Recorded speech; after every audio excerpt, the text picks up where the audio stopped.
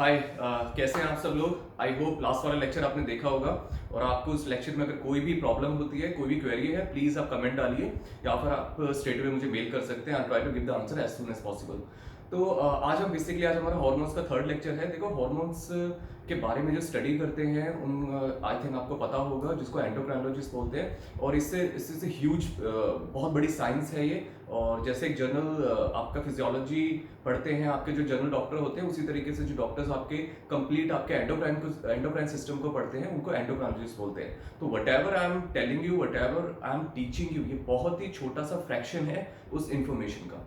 ठीक है, तो ट्राई टू अंडरस्टैंड। जरूरी नहीं है आपको ये सारा समझ आए। देखो समझ ना भी आए तो उससे फर्क नहीं पड़ता, एटलीस्ट सीबीटी कोर्स में नहीं होता। बट हाँ, अगर आप एनएससीए का सीएस कर रहे हैं, certified strength and conditioning specialist की अगर आप सर्टिफिकेशन करना चाहते हैं, उसके बारे में स्टडी कर रहे हैं, तो ये उसी से ही रिलेटेड है, मतलब ये उसी करिकुलम में है। तो आज हम बात करते हैं आपके हार्मोन्स का। बेसिकली कितने टाइप के हार्मोन्स होते हैं, अभी आपको स्क्रीन पे दिख रहा है। हार्मोन्स आपके 3 तरीके के होते हैं, जिसमें एक पेप्टाइड होता है। This is the peptide hormone. Peptide hormone का मतलब क्या होता है, ये आपका प्रोटीन बेस्ड होते हैं और जिसको हम बहुत ही सिंपल टर्म्स में बोले, ये वाटर बेस्ड होते हैं जो पेप्टाइड हार्मोन्स होते हैं। ठीक है, अब आपका दूसरा होता है जिसको स्टेरॉइड हार्मोन बोलते हैं। आपने सबने सुना होगा स्टेरॉइड्स क्या होते हैं। जो भी आपने बॉडी बिल्डर्स या फिर जिसको बोलते हैं स्टेरॉइड लेना आपकी बॉडी के लिए अच्छा नहीं है, ये वही स्टेरॉइड है। ये बेसिकली आपके फैट बेस्ड होते हैं, जिसमें प्राइमरी कोलेस्ट्रॉल फर्दर रिएक्शन से जाके आपकी जो ग्लैंड्स है वो आपके स्टेरॉइड प्रोड्यूस करती है। पेप्टाइड इज बेस्ड आपका लिक्विड वाटर बेस्ड है, और जो स्टेरॉइड है ये आपका फैट बेस्ड है। और जो थर्ड होते हैं वो हमारे अमीनो एसिड डेरिवेटिव्स होते हैं, जो इसमें कुछ आपके बेसिक अमीनो एसिड होता है जिसको टायरोसिन बोलते हैं। ये इसके कुछ आपके जैसे थायराइड ग्लैंड के हार्मोन होते हैं, वो आपके स्टेरॉइड की कैटेगरी में भी आ जाते हैं। अदरवाइज ये आपके पेप्टाइड की कैटेगरी में, protein basically amino based hormones होते हैं। तो प्राइमरली आपके हार्मोन 3 तरीके के होते हैं, पेप्टाइड, स्टेरॉइड और अमीनो एसिड डेरिवेटिव्स। अभी बेसिकली क्या होता है, इनकी स्टोरेज क्या होती है, स्टोर्ड इन वेसिकल। वेसिकल क्या होता है, कुछ नहीं, एक सेल का एक छोटा सा कंपार्टमेंट होता है जहां पे स्टोर होते हैं। और रेगुलेटरी सिक्रीशन मतलब ये रेगुलर रिलीज होते रहते हैं, आपकी डिमांड के हिसाब से रेगुलर रिलीज होते रहते हैं। दूसरा स्टेरॉइड होता है, इट इज रिलीज इमीडिएटली, मतलब ये जब बिल्कुल जरूरत पड़ती है, जब समझो अगर आप स्ट्रेंथ ट्रेनिंग कर रहे हैं, हाई इंटेंसिटी वर्कआउट कर रहे हैं, तो आपके जो टेस्टोस्टेरोन हो गया, आपका डिफरेंट डिफरेंट जो हार्मोन्स होते हैं वो रिलीज होते हैं आपकी वर्कआउट इंटेंसिटी के हिसाब से, या फिर आपके किसी भी फिजिकल स्टिमुलस से या फिर किसी मेंटल स्टिमुलस से जो रिलीज होते हैं। और जो थर्ड होते हैं वो स्टोर्ड बिफोर रिलीज, मतलब इनका एक हमारा मैकेनिज्म होता है सेल्स का, जिसके थ्रू ये रिलीज होते हैं। और इनका शुरुआत में स्टोर होते हैं रिलीज से पहले, जो उनका जिसकी हम बात करेंगे सेल सिग्नलिंग की, उसमें ये चीज आपको क्लियर हो जाएगी। अब हम थर्ड बात करते हैं आपकी solubility. Most of the polar and water soluble, जैसे मैंने पहले ही बता दिया, आपके जो पेप्टाइड हार्मोन्स होते हैं ये आपके वाटर सॉल्युबल होते हैं, वाटर बेस्ड होते हैं। सेकंड स्टेरॉइड क्या होता है, generally non polar and require carrier proteins to travel. देखो जो आपके पेप्टाइड हार्मोन्स होते हैं ये फ्रीली आपके ब्लड में फ्लो करते रहते हैं, लेकिन जो स्टेरॉइड हार्मोन्स होते हैं उनको एक ट्रेवल करने के लिए किसी ना किसी तरीके का उनको एक लिंक चाहिए होता है, मतलब एक कैरियर चाहिए होता है। समझो आपके पानी जो पेप्टाइड हार्मोन्स हैं ये पानी में सॉल्युबल होकर पानी में तैर सकते हैं, पानी के अंदर मूव कर सकते हैं, लेकिन स्टेरॉइड आपका जो अगर फैट बेस्ड है तो पानी में फ्रीली मूव नहीं कर सकता, इनको कोई ना कोई कैरियर चाहिए। उस कैरियर की हम बात करेंगे अभी आने वाले टाइम में। तो जो थर्ड होता है सम आर पोलर, मतलब जब मैंने आपको बताया था ये स्टेरॉइड की कैटेगरी में भी आते हैं, पेप्टाइड की कैटेगरी में आते हैं, जिसमें आपका एड्रेनलिन एक हार्मोन होता है जो आपका पेप्टाइड बेस्ड होता है। अदरवाइज जो आपके दूसरे जो थायराइड हार्मोन, थायराइड ग्लैंड आपके हार्मोन रिलीज करती है, वो आपके थोड़ा सा स्टेरॉइड की कैटेगरी में आ जाते हैं। अब आता है रिसेप्टर्स। देखो रिसेप्टर्स का मतलब क्या है, रिसेप्टर्स का मतलब कुछ भी नहीं है, मतलब जैसे आपने कोई भी इंफॉर्मेशन, देखो आपके सेल बहुत सारे सिग्नल्स देते हैं। आपके सेल्स अपने एडजेसेंट सेल के साथ, ऐसे सेल्स जो आपकी बॉडी से बॉडी के अंदर आपकी, समझो अगर आपके पिट्यूटरी ग्लैंड ने सिग्नल दिया और कोई सेल आपका बिल्कुल स्टमक एरिया में, इट मींस ऐसे long distance that has to travel, तो वो एक तरीके से सिग्नलिंग करते हैं, जिसके ऊपर हम बात करेंगे। तो रिसेप्टर्स क्या होते हैं, जो भी समझो आपको अपने कमरे का अगर आपको दरवाजा खोलना है तो आपका जो लॉक लगा हुआ है तो आपकी अपनी चाबी से ही खुलेगा। जैसे आपने सुना है जो बहुत सारी लॉक्स की ऐड आती है, पहले आती थी DD1 पे, DD2 पे, कि अपनी ही चाबी से खुलता है। उसी तरीके से जो रिसेप्टर्स होते हैं, समझो अगर आपके ग्रोथ हार्मोन्स रिलीज हो रहे हैं और वो आपके एक सेल पे जा रहे हैं, तो वो बेसिकली उस पे जो रिसेप्टर्स हैं वो सिर्फ ग्रोथ हार्मोन्स को ही पहचानेंगे, किसी और को नहीं पहचानेंगे। तो रिसेप्टर्स क्या होता है, आपके सेल की जो आउटर मेम्ब्रेन है उस पे होते हैं, उस पे भी होते हैं, जिसको फर्स्ट मैसेंजर होता है और सेकंड मैसेंजर जो अभी हम बात करेंगे। दूसरा क्या होता है, steroid bind to intercellular receptors to change gene expression directly. मतलब क्या होता है, जो आपके पेप्टाइड हार्मोन्स होते हैं ये डायरेक्टली आपके सेल के अंदर एंटर नहीं कर सकते, लेकिन जो स्टेरॉइड हार्मोन्स है एंटर नहीं करेंगे, वो पहले आपके बाइंड करेंगे जो उसके बिल्कुल आउटर लेयर पे रिसेप्टर्स हैं उससे बाइंड करेंगे, और जो इंटरनली जो उसके रिसेप्टर्स हैं उसके साथ वो एक केमिकल रिएक्शन करके आपके न्यूक्लियस तक जाएंगे। लेकिन जो स्टेरॉइड हार्मोन होता है ये आपका डायरेक्टली सेल के अंदर एंटर कर सकता है, मतलब उसके मेम्ब्रेन के अंदर स्ट्रेट अवे एंटर कर सकता है। जो आपका अमीनो एसिड डेरिवेटिव्स होते हैं, जैसे adrenaline acts as a membrane receptor, मतलब ये एड्रेनालिन आपके पेप्टाइड की कैटेगरी में आ जाता है, ये आपका एड्रीनल ग्लैंड प्रोड्यूस करके है जिसका नाम एपिनेफ्रिन भी होता है। ये डायरेक्टली आपके सेल के अंदर नहीं जा सकता, तो पहले ये बाइंड करेगा अपने रिसेप्टर्स के सेल के जो आउटसाइड है, उसके बाद वो एक सिग्नल्स के थ्रू ये अपना अलग से प्रोसेस करेगा। While thyroid hormone can act directly on the nuclear receptors, मतलब थायराइड हार्मोन आपका सीधा स्टेरॉइड की कैटेगरी में आ जाता है तो डायरेक्टली ये एंटर कर सकता है। ठीक है, तो इसके इफेक्ट्स क्या होते हैं, often fast onset transit changes and often, देखो इनको सिंपल सी बात है, इनके इफेक्ट क्या होते हैं बहुत डिपेंड करता है किस तरीके से कितनी फ्रीक्वेंटली रिलीज हो रही है, सेंसिटिविटी क्या है रिसेप्टर्स के ऊपर, तो उसके ऊपर हम बात करते हैं। लेकिन अभी आप समझ लो बेसिकली इनके एग्जांपल्स क्या है, इफेक्ट्स की हम थोड़ी टाइम बाद बात करेंगे, अभी हम बात करते हैं इनके एग्जांपल्स क्या है। पेप्टाइड हार्मोन्स के एग्जांपल है आपके इंसुलिन है, ग्लूकागोन है, आपके प्रोलैक्टिन है, आपका एसीटीएच है, आपके गैस्ट्रिक पैराथायरॉइड हार्मोन्स है, गैस्ट्रिन हो गया, पैराथायरॉइड, और जो आपके स्टेरॉइड हैं जिसमें कॉर्टिसोल होता है, आपका टेस्टोस्टेरोन आता है, आपका ईस्ट्रोजन आता है, प्रोजेस्टेरोन आता है, और थर्ड जो अमीनो एसिड डेरिवेटिव्स होते हैं उसमें एड्रेनालिन आता है, आपका थायरोक्सिन आता है, इसके अलावा भी बहुत सारे आते हैं। अब हम बात करते हैं थोड़ा सा रिसेप्टर्स के ऊपर। देखो रिसेप्टर्स का मैंने आपको सिंपल सा तरीका बताया था, की एंड लॉक की थ्योरी होती है। अगर एक लॉक को हमें ओपन करना है तो वो अपनी ही चाबी से खुलता है, किसी और चाबी से नहीं खुलता। और दुनिया में जितने दरवाजे हैं, जितनी हैं, ऑब्वियसली अगर किसी एक्सपेंसिव ऐसी कंपनी से लेते हैं जिनका बड़ी कंपनी है, जिनके जो एक सीक्वेंस ज्यादा है, मतलब जो उनकी एक चाबी उनके हो सकता है 1 या 2 लाख तालों के बाद ही दोबारा यूज हो सकती है, उसी तरीके से होता है। लॉक इन की थ्योरी क्या होता है, देखो ये है आपके रिसेप्टर्स, ये जो आपको पर्पल में दिख रहा है ये रिसेप्टर्स हैं जो आपके सेल मेम्ब्रेन पे रहते हैं, और ये जो आपको दिख रहा है ये है आपके हार्मोन्स।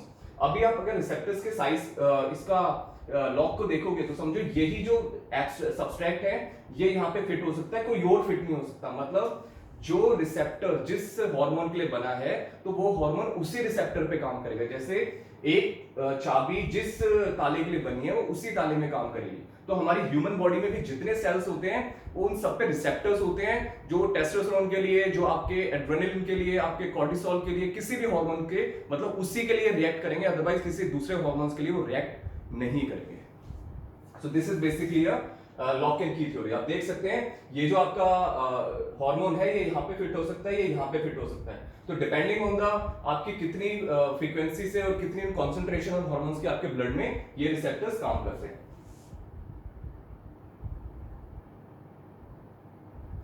अब हम बात करते हैं व्हाट इज सेल सिग्नलिंग। देखो सेल सिग्नलिंग का मतलब क्या होता है, जो आपकी ह्यूमन बॉडी में जितने भी सेल होते हैं वो एक दूसरे से इंफॉर्मेशन को एक्सचेंज करते हैं। They take the information in, they take the information out. मतलब अगर उनको किसी एक पर्टिकुलर हार्मोन्स की रिक्वायरमेंट है अपने सेल को प्रॉपर्ली सिंथेसाइज करने के लिए, किसी भी एक्टिविटी को करने के लिए न्यूक्लियस में, तो वो डिफरेंट सिग्नलिंग करते हैं आपके अलग बिल्कुल डिफरेंट सेल्स के लिए भी, और उसके बिल्कुल ऐसे सेल्स जो उनसे दूर हैं, कुछ सेल्स जो इंटरनली ही सिग्नलिंग करते हैं। तो basically this is called cell signaling is a mechanism that one cell uses to communicate and influence the behavior of the another cell। मतलब ये एक सिंपल सा एक सेल दूसरे सेल से बात करता है, इंफॉर्मेशन एक्सचेंज करता है, जिस टर्म को हम बोलते हैं cell signalling. In a broader sense the signalling could include environmental cues received by cell, मतलब किसी भी तरीके के वो इंफॉर्मेशन एक दूसरे के साथ एक्सचेंज कर सकते हैं।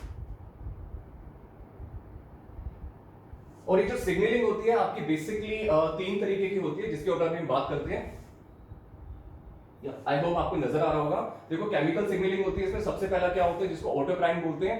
ऑटोक्राइन सिग्नलिंग में क्या होता है, आपका दिस इज सेल, ये उसका न्यूक्लियस है, ये अपने आप को ही सिग्नल करता है। मतलब इसको अगर समझो किसी भी कोई भी इंफॉर्मेशन चाहिए, अगर लोग कहते हैं ना अपने मन की आवाज सुनते हो, आप कुछ भी करते हो, तो समझो अगर इस सेल को स्टिमुलेट होना है तो ये खुद ही अपने आप को इंफॉर्मेशन भेजता है, तो ये किसी और सेल पे डिपेंडेंट नहीं होता। तो ऐसे हम सिग्नलिंग को बोलते हैं ऑटोक्राइन। दूसरा हमारा क्या होता है, सेल्स एक दूसरे से एडजेसेंट होते हैं, मतलब बिल्कुल एक दूसरे के साथ जुड़े हुए हैं। और समझो आपके दो रूम है किसी होटल में और दोनों रूम एक सिंगल दरवाजे से जुड़े हुए हैं, तो उसमें अगर आप दो लोग रह रहे हैं तो आपस में इंफॉर्मेशन को एक्सचेंज कर सकते हैं। तो दैट्स द सेम सिनेरियो। हमारा दूसरा आता है जिसको हम पैराक्राइम बोलते हैं। पैराक्राइम का मतलब क्या होता है, आपके पड़ोसी, मतलब एक घर छोड़ के दूसरे जो पड़ोसी हैं आपके, वो आपके इंफॉर्मेशन को एक्सचेंज कर सकते हैं, उसको हम बोलते हैं पैराक्राइम सिग्नलिंग। और जो हमारा थर्ड है जिसको हम एंडोक्राइन सिग्नलिंग बोलते हैं। एंडोक्राइन का मतलब क्या होता है, एक सेल दूसरे सेल से बहुत ज्यादा दूर है, या फिर एक आपका जो ग्लैंड है वो हार्मोन रिलीज कर रहा है, जो आपका पिट्यूटरी ग्लैंड हार्मोन रिलीज कर रहा है, और आपका जो सेल है उसका रिसेप्टर्स हैं उस हार्मोन के आपके स्टमक में या फिर आपके ऐसे लिम्ब में, मतलब थाई में या कहीं भी, तो वहां पे वो पूरा ट्रैवल करता है, मतलब they have to travel a distance, तो उसको हम क्या बोलते हैं, एंडोक्राइन सिग्नलिंग। अब हम बात करते हैं फर्स्ट एंड सेकंड मैसेंजर। देखो फर्स्ट और सेकंड मैसेंजर का क्या होता है, जैसे मैंने भी आपको बताया था, पेप्टाइड हार्मोन्स होते हैं और आपके स्टेरॉइड हार्मोन्स होते हैं। पेप्टाइड हार्मोन्स आपको देखो सेल मेम्ब्रेन बेसिकली कोलेस्ट्रॉल से बनी होती है, और जो पेप्टाइड हार्मोन्स है वाटर बेस्ड होते हैं, तो वो कभी भी आपकी सेल मेम्ब्रेन के अंदर डायरेक्टली एंटर नहीं कर सकते। इसका सिंपल सा एग्जांपल है, आप अपने किसी फ्रेंड से मिलने जा रहे हैं, उसके ऑफिस में अगर जा रहे हैं, आपका गार्ड आपको रोक देता है उसके ऑफिस का, आपको अंदर नहीं जाने देता, तो आप क्या करते हैं, गार्ड को बोलते हैं, गार्ड वो इन्फॉर्मेशन लेके अंदर जाता है। जैसे सेम सिनेरियो जिसको हम बोलते हैं आपकी सेकंड मैसेंजर। सेकंड मैसेंजर का क्या होता है, अगर पेप्टाइड हार्मोन को आपको इन्फॉर्मेशन देनी है आपके एक सेल को, तो वो पहले बाइंड करेगा आपके उस सेल के रिसेप्टर के साथ, जिसमें अभी दूसरा मैं दिखाता हूं आपको।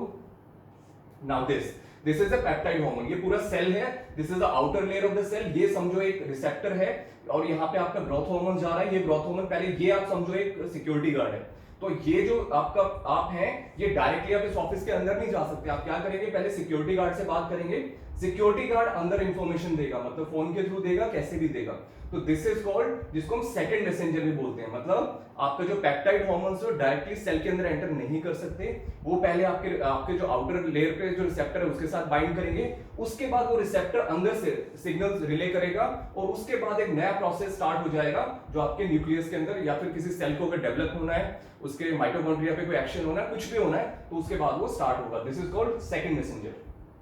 और याद रखो सेकंड मैसेंजर सिर्फ आपके पेप्टाइड हार्मोन जो वाटर बेस्ड होते हैं उनके लिए होता है। नाउ जिसको हम बोलते हैं स्टेरॉइड हार्मोन, ये आपका इसमें सेकंड मैसेंजर नहीं, इसमें डायरेक्टली समझो ये आपका टेस्टोस्टेरोन है, ये सीधा आपकी मसल के अंदर एंटर कर सकता है। मतलब आप अपने फ्रेंड के ऑफिस में जा रहे हैं, वहां पे गार्ड आपको जानता है, तो मतलब गार्ड आपको स्ट्रेट अवे अंदर जाने देगा। तो जो स्टेरॉइड हार्मोन है वो डायरेक्टली सेल मेम्ब्रेन को क्रॉस करके आपके न्यूक्लियस तक जा सकते हैं और वहां पे एक्ट कर सकते हैं।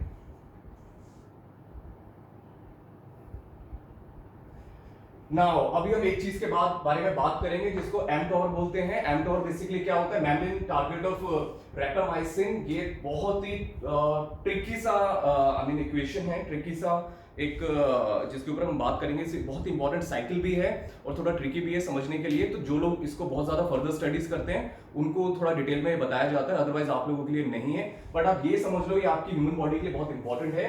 The human body has a special protein called mammalian target of rapamycin, mTOR जिसका नाम होता है। When mTOR is activated, it triggers muscle hypertrophy and increase in the muscle size through an increase in a protein synthesis। मतलब इसका simple सी बात है, जो आपका mTOR होता है ये आपकी मसल्स के एनाबॉलिज्म में काम करता है, मतलब मसल की और बॉडी की स्ट्रेंथ बढ़ाने में, हाइपरट्रॉफी बढ़ाने में, आपकी बेसिकली एनाबॉलिज्म की तरह काम करता है। तो लेकिन जो mTOR है, अगर इसका एक पॉजिटिव इफेक्ट ये होता है, लेकिन एक सर्टेन लेवल से ज्यादा आपकी बॉडी में है तो नेगेटिव इफेक्ट भी देता है। इट कैन एक्सेलरेट एजिंग, मतलब बहुत जल्दी आपको ये बूढ़ा भी कर सकता है, और जिसमें आपका basically can promote the growth of some tumours. मतलब अगर ये आपका mTOR सर्टेन लेवल से ज्यादा है, आप बहुत ज्यादा एक्सेस में रिलीज हो रहा है, तो ये आपके बहुत सारे ट्यूमर्स को भी आपकी बॉडी में, चाहे कैंसरस हैं, उनकी हाइपरट्रॉफी कर सकता है, मतलब उनका साइज बढ़ा सकता है। ठीक है, इन शॉर्ट आप समझो ह्यूमन बॉडी में जो सबसे ज्यादा एनाबॉलिज्म सेल्स को बढ़ाने का काम करता है, आपकी मसल स्ट्रेंथ या मसल साइज को बढ़ाने का काम करता है, वो जो प्रोसेस होती है दैट इज कॉल्ड mTOR। अब एक हम जिसकी हम बात करेंगे जिसको हम बोलते हैं आपकी टारगेट सेल सेंसिटिविटी। देखो modulation of target cell sensitivity क्या होता है, बेसिकली जैसे आपका पेप्टाइड हार्मोन्स हो गया, जैसे आपके स्टेरॉइड हार्मोन्स हो गए, वो आपके ब्लड में, जैसे स्टेरॉइड हार्मोन को तो कैरियर चाहिए होता है, पेप्टाइड हार्मोन आपके ब्लड में फ्री फ्लो कर सकते हैं। तो जो रिसेप्टर्स होते हैं, वो उन रिसेप्टर के साथ बाइंड करते हैं। तो इसमें क्या होता है, अगर target cell sensitivity adjusted by changing the number of receptors, आपकी जो सेंसिटिविटी होती है, मतलब जितना सेंसिटिव आपका रिसेप्टर होगा, समझो जितना ही आपका ताला अगर नया है तो चाबी उसमें इजीली फिट होके उसको ओपन कर सकती है, लेकिन अगर ताला आपका पुराना हो गया तो उस चाबी को इश्यू आएगा उसको ओपन करने में। तो याद रखो, जो आपके सेल्स होते हैं उनके ऊपर रिसेप्टर्स होते हैं, तो जितना ज्यादा अच्छे तरीके से आपकी बॉडी में वो पर्टिकुलर हार्मोन्स की कॉन्सेंट्रेशन होगी आपके ब्लड के अंदर, उतना बेटर तरीके से, और उसके साथ साथ जितने जो आपके ट्रेनिंग स्टिमुलस होंगे उसके साथ साथ आपके जो रिसेप्टर्स हैं उनके नंबर भी बढ़ जाएंगे, मतलब वो पर्टिकुलर हार्मोन आपके सेल्स पे बेटर तरीके से रिएक्ट कर सकता है, चाहे वो स्टेरॉइड है चाहे वो पेप्टाइड है। लेकिन डाउन रेगुलेशन एक टर्म होती है जिसका मतलब क्या होता है, अगर वो हार्मोन कॉन्सेंट्रेशन आपका एक सर्टेन लेवल से ज्यादा हो और वो बहुत ज्यादा एलिवेटेड रहे, तो उसमें क्या होता है, आपके जो रिसेप्टर्स हैं वो यूज्ड टू हो जाते हैं, तो और उनकी कहीं ना कहीं उनकी सेंसिटिविटी रिड्यूस हो जाती है। तो याद रखिए, आपकी बॉडी में जो आपके हार्मोन्स होते हैं वो जो रिलीज होते हैं, बॉडी अपना होम्योस्टेसिस मेंटेन करती है। होम्योस्टेसिस का मतलब क्या है, बॉडी अपना इक्विलिब्रियम मेंटेन करती है। तो इट्स वेरी क्रूशियल, जिसके ऊपर आपको समझना पड़ेगा।